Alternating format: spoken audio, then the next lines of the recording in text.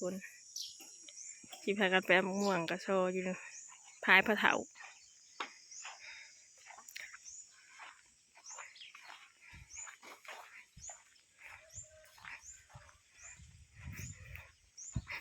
จักสิมีหรือบ่ไปเบิ่ง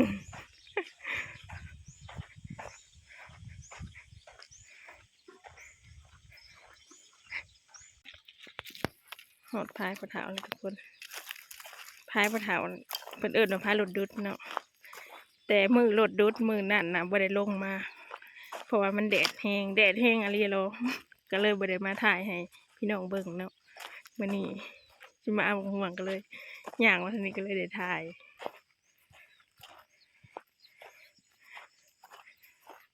บ่ฮู้ว่าสิได้หรือบ่บ่ห่วงกัน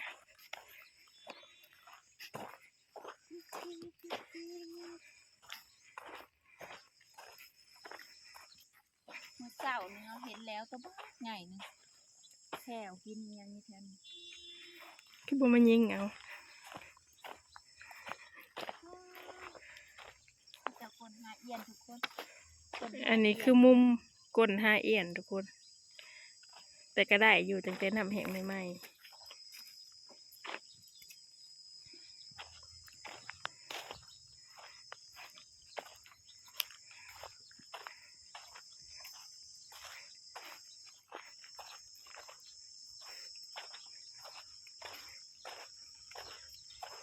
มื้อนี้กับบรรยากาศก็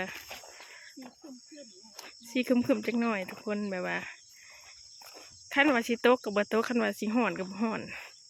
แต่ว่าบ่มีแดดแต่ว่าอ้าวทุกคนคนสิตกบ่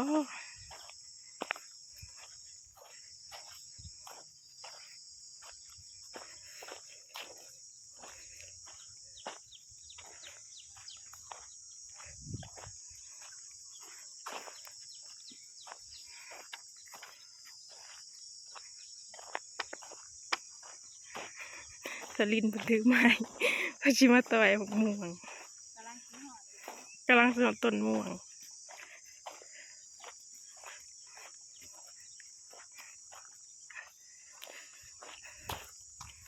มาลากบักม่วงกว่าเท้า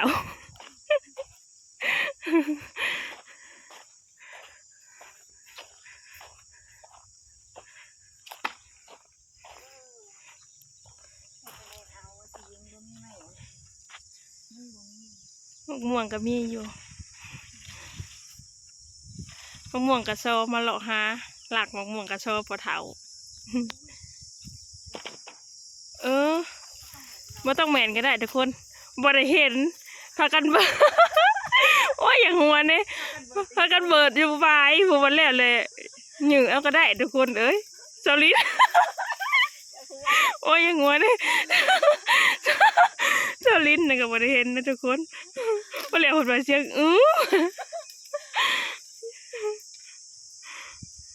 พอดีกินทุกคนน้ำลายแตกดิ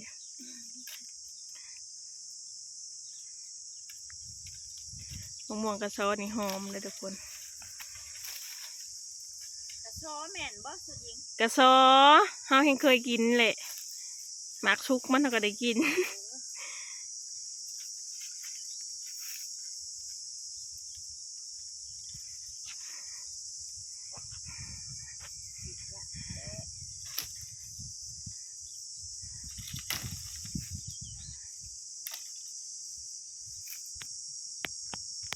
พากันมาหลักเอามะม่วงกระเถา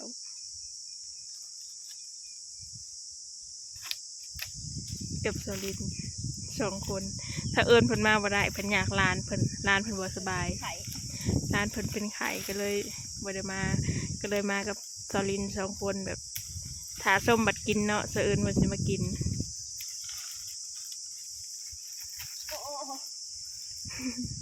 ระวังยางมันย่อยเข้าตาเด้อ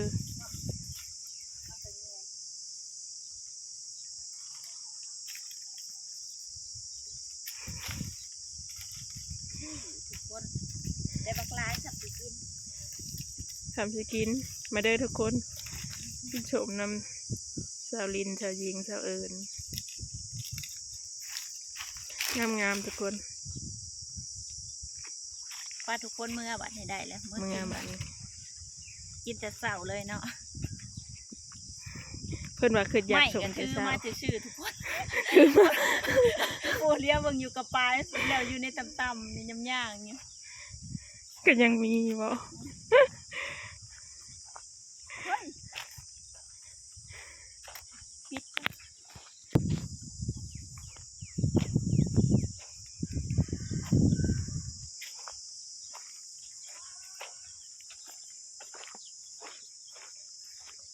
ถ้าตัวบักหลายๆหนูทุกคนจะมองมอง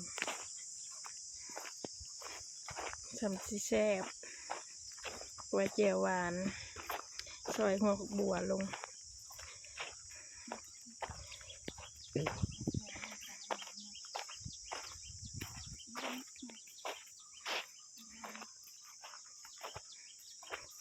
โอ้ยเกือบเป็นลม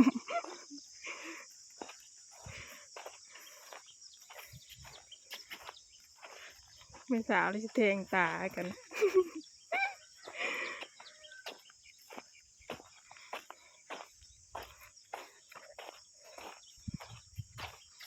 บ่มีเนี่ยเห็ดพากันหาม่วงมากินสม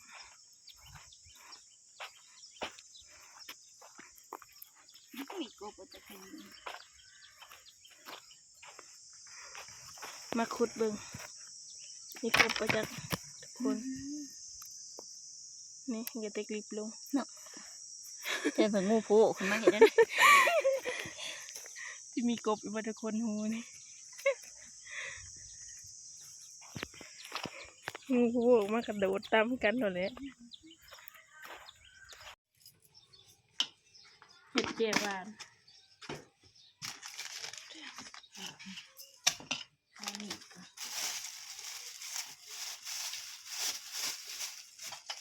จะยิงก็จะแสบเด้อ เห็ดคือ ไปออกเดินเอาเด้อ คนกอย ออกเดินเอาเด้อ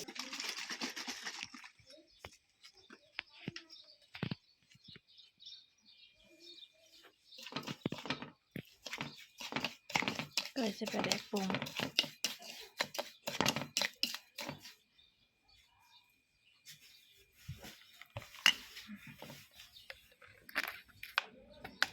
เขาขวดสลินเลยจ้ะ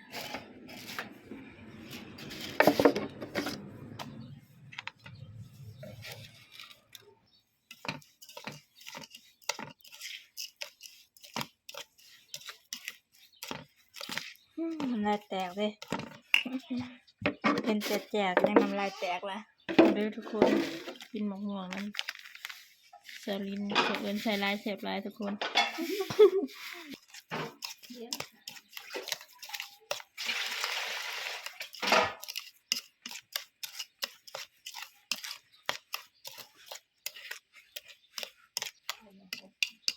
คนจะดอก ใส่หัวผักบัวใส่ไป แซ่บเลยทุกคน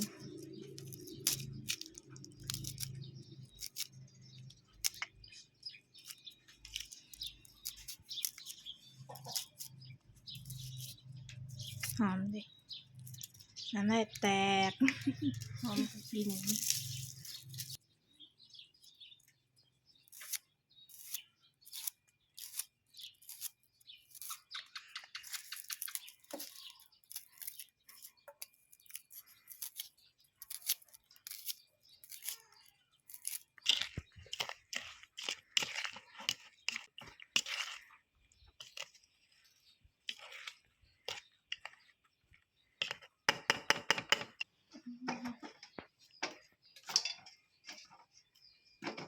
อะไรบ้าง ปิดลายสิกินเบิร์ดบ่เซิร์น ตอนนี้มันขาวเกณฑ์เลยเดซลินปอกเปลือกปอกเปลือกนะ เอาเปิดตัวบุเขาแกนนี่เอาแต่ในออก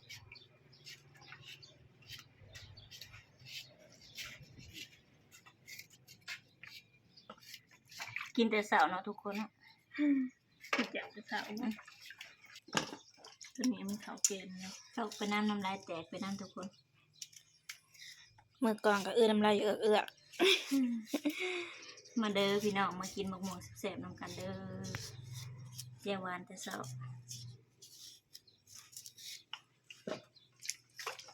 เขาเชิญไว้เนาะอุ้ยเท่าเกณฑ์เลยเด้อน้ำเฮาค่ะ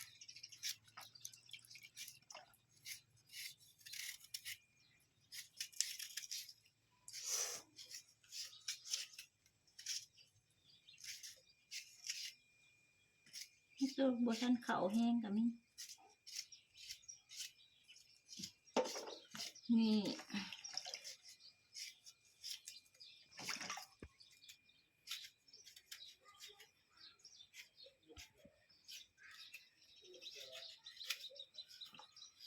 เชิญกินมันเบิดเด้อ ถ้ากินให้เจะอื่นกิน ถ้ายิงเพิ่นกินบ่ได้เนาะทุกคนบ่ได้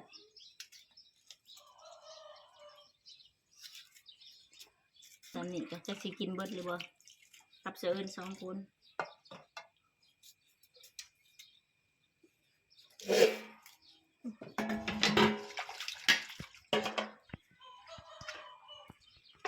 พาทุกคนไปกินนำกันมาเด้อ สบายดีทุกคนมากินสมผักมวนกัน แต่เช้าเลยทุกคน ตอนนั้นน่ะ เจียว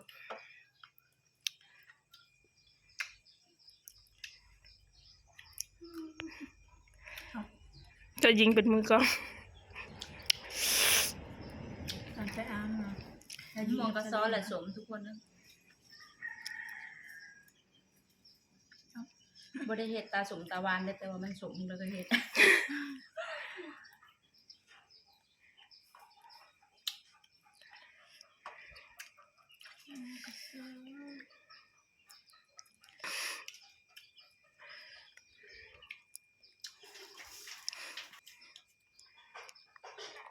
สมแห้งบ่ กินกับหัวบัวกระแซ่บนะ โอ้ยใช่ละลาย คุยใส่ละลายมันจังบ่สมเสะอื่นต้องมือกล่องเอาน้ำลายแตก บ่ได้ทั้งนั้นแซ่บดีทุกคน ซึ่งมันใส่ยิงก้อยเปียกถูกก้อยแจ่วก็ไปเอามากินกับ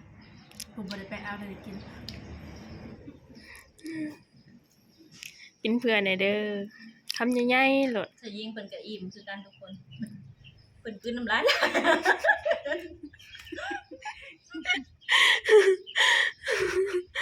คือน้ำลายลายอิ่มน้ำลายบ่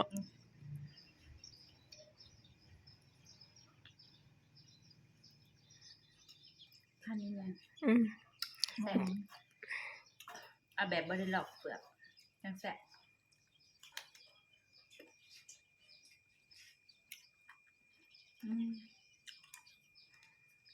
ครับ อากาศมันนี่คึม เชิญเราอะคุยหลายๆมันยังบ่สม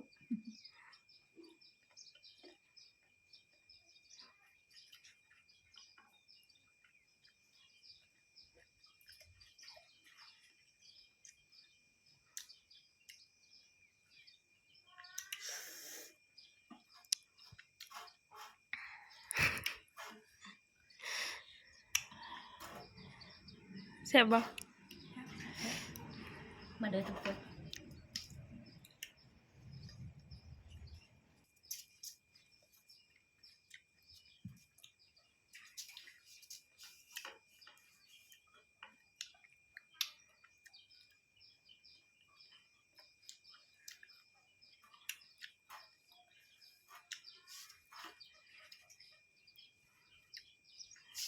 ทุกนะแนวห้องหมดละติ๊บขาว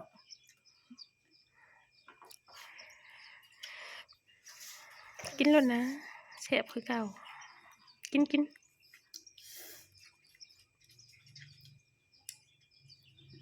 คุยหลาย คุยอันบ่ชอบเนาะ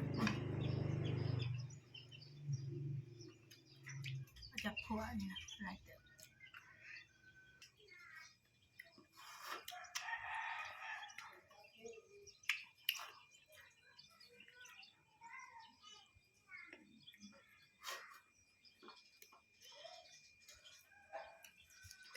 าลินเนี่ยเพิ่นหาแต่ตัวมีกาบทุกคน ยังคุยหลาย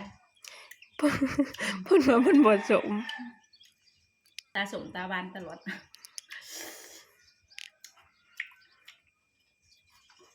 ตอนนั้นเขาแกนผูกแถวกินไปกินมากันเลยสมข้าว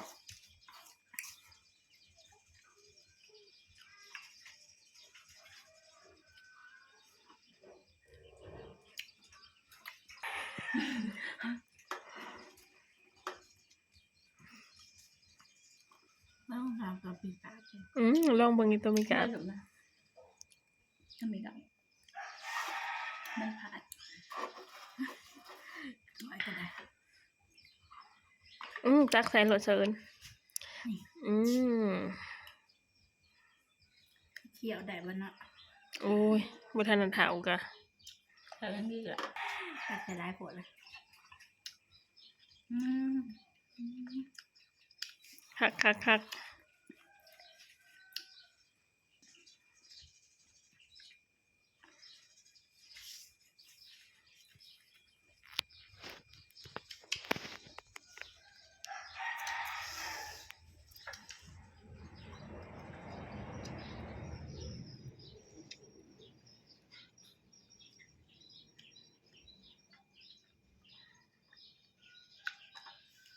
ตลอกเปลือกในสมแห้งทุกคนตัวบอลอกเปลือกมันเชื่อขาด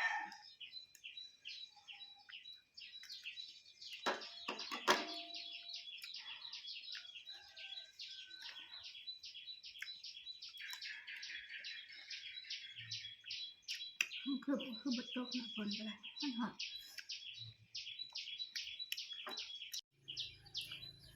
ขอตัวลาไปก่อนด้วยพี่น้องต่อการกินน้ำบาย